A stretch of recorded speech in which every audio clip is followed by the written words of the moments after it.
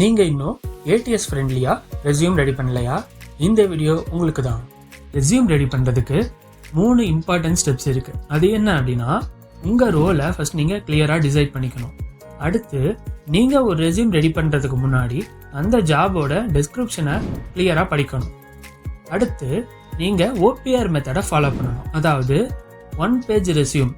இந்த method full and full ஃப்ரெஷருக்கு சூட்டபிளாக இருக்கும். உங்கள் ரெஸ்யூமில் இந்த செக்ஷன்லாம் ரொம்ப இம்பார்ட்டன்ட். அதில் ஃபர்ஸ்ட் உங்கள் நேம் அண்ட் ரோல், அடுத்து கான்டாக்ட் இன்ஃபர்மேஷன், அதாவது email address, contact number, LinkedIn profile, GitHub link and portfolio link. So இதெல்லாம் நீங்கள் ஆட் பண்ணதுக்கப்புறம் ப்ரொஃபஷனல் சம்மரி அப்படின்னு சொல்லிட்டு ஒரு ஹெட்டிங் போடுவீங்க. ஸோ அந்த ஹெட்டிங்க்கு கீழே ஒரு 6 to 7 லைன்ஸ்குள்ளே உங்களோட டிஸ்கிரிப்ஷனை நீங்கள் கொடுத்துருவீங்க. அதில் நீங்கள் கொடுக்கறதுக்கு முன்னாடி ஒரு 2 கீவேர்ட் நீங்கள் யூஸ் பண்ணியே ஆகணும். ஒன்று மோட்டிவேட்டட் அண்ட் இன்னொன்று எந்தசைஸ்டிக் அப்படின்னு சொல்லிட்டு 2 கீவேர்ட் இருக்குது. இந்த 2 கீவேர்டில் ஏதாச்சும் ஒரு கீவேர்டை நீங்கள் யூஸ் பண்ணணும். அடுத்து எஜுகேஷன் செக்ஷன். இதில் தான் ரொம்ப மிஸ்டேக் பண்ணுவாங்க. ஸோ இது என்ன அப்படின்னா, இதை நம்ம டேபிள் ஃபார்மேட்டில் போட்டுருவோம். ஸோ அந்த மாதிரி நம்ம யூஸ் பண்ணவே கூடாது. இப்போ நீங்கள் ரீசெண்டாக என்ன டிகிரி முடிச்சிருக்கீங்களோ, என்ன எஜுகேஷன் முடிச்சிருக்கீங்களோ அதை மட்டும்தான் இதில் மென்ஷன் பண்ணணும். அடுத்து ஸ்கில்ஸ். இந்த ஸ்கில்ஸை நீங்கள் புல்லட்டின் ஃபார்மேட்டில் மென்ஷன் பண்ணணும். உங்கள் ஜாபுக்கு ரிலேட்டடாக ஏதாச்சும் ஒரு ஸ்கில்ஸ் உங்ககிட்ட இருந்துச்சு அப்படின்னா அதை நீங்கள் புல்லட்டின் ஃபார்மேட்டில் மென்ஷன் பண்ணுங்கள். எக்ஸ்ட்ராவாக எதுவும் மென்ஷன் பண்ண வேணாம். அடுத்து ப்ராஜெக்ட்ஸ். இப்போ உங்கள் கையில் டீசெண்டாக ஒரு ப்ராஜெக்ட் இருந்துச்சு அப்படின்னா உங்களால் HR கிட்ட அந்த ப்ராஜெக்டை எக்ஸ்பிளைன் பண்ண முடியும் அப்படின்னா அந்த ப்ராஜெக்டை மட்டும் நீங்கள் இன்க்ளூட் பண்ணுங்கள்.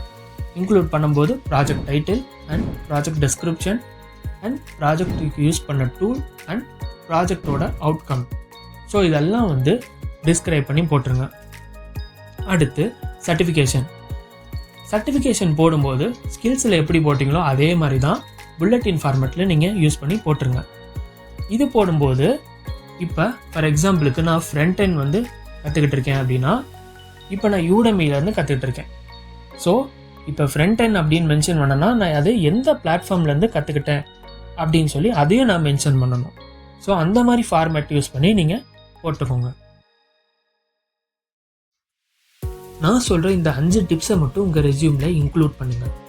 அதில் ஃபர்ஸ்ட் டிப்ஸ் என்ன அப்படின்னு சொல்லி பார்த்தீங்கன்னா, நார்மல் டெக்ஸ்ட். நீங்கள் சிம்பிளாகவே டெக்ஸ்ட்டை இன்க்ளூட் பண்ணிக்கலாம், ஒன்றுமே தப்பு இல்லை. அடுத்து எந்த ஒரு டிசைன்ஸ் எக்ஸ்ட்ரா டிசைன்ஸுமே நீங்கள் ஆட் பண்ண வேண்டாம். செகண்ட் நீங்கள் போட போகிற எல்லா ஹெட்டிங்ஸுக்குமே 14 to 16 பிக்சலுக்குள்ளே இருக்க மாதிரியே நீங்கள் பார்த்துக்கோங்க. அடுத்து பாடி டெக்ஸ்ட்டுக்கு மட்டும் 10 to 12 பிக்சலுக்குள்ளே மட்டும்தான் இருக்கணும். அடுத்து தேர்ட் ஸ்டெப்ஸ் என்ன அப்படின்னு சொல்லி பார்த்தீங்கன்னா, ஃபாண்ட் ஃபேமிலி. ஃபாண்ட் ஃபேமிலி மொத்தம் 3 இருக்குது. ஒன்று ஏரியல், இன்னொன்று கேலிப்ரி, இன்னொன்று டைம்ஸ் நியூ ரோமன். ஸோ இந்த 3 தான் ரெஸ்யூம்க்கு யூஸ் பண்ணுவாங்க. ஸோ இந்த 3 மட்டும் நீங்கள் யூஸ் பண்ணிக்கலாம். அடுத்து ரெஸ்யூம் எல்லாம் ரெடி பண்ணியாச்சு. இப்போ எந்த ஃபார்மேட்டில் சேவ் பண்ணுறது அப்படின்னு சொல்லி கேட்டிங்கன்னா, ஃபர்ஸ்ட் உங்கள் நேம், அடுத்து அண்டர்ஸ்கோர் போட்டு உங்கள் ரோல், அடுத்து மறுபடியும் அண்டர்ஸ்கோர் போட்டு இப்போ நீங்கள் ஃப்ரெஷராக இல்லை எக்ஸ்பீரியன்ஸ்டாக அதை நீங்கள் இதில் மென்ஷன் பண்ணணும். மென்ஷன் பண்ணி ஒன்றா நீங்கள் டாக்குமெண்ட் ஃபார்மேட்டில் வச்சுக்கலாம், அப்படி இல்லைனா PDF ஃபார்மேட்டுக்கு கன்வெர்ட் பண்ணி வச்சுக்கலாம். அடுத்து ரொம்ப இம்பார்ட்டண்டானது, நீங்கள் அதில் எந்த ஒரு ஃபோட்டோவுமே ஆட் பண்ணக்கூடாது. அடுத்து உங்கள் பர்சனல் டீட்டெயில்ஸான date of birth, religion and gender. So இந்த மாதிரி எந்த ஒரு விஷயத்தையுமே நீங்கள் அதில் இன்க்ளூட் பண்ணக்கூடாது. ரெஸ்யூம் ரெடி பண்ணுறதுக்கு உங்களுக்கு கீவேர்ட் வேணும் அப்படின்னா கீழே கமெண்ட் செக்ஷனில் கமெண்ட் பண்ணுங்கள். அடுத்த வீடியோவாக உங்களுக்கு அதை மேக் பண்ணி நான் அப்லோட் பண்ணுறேன்.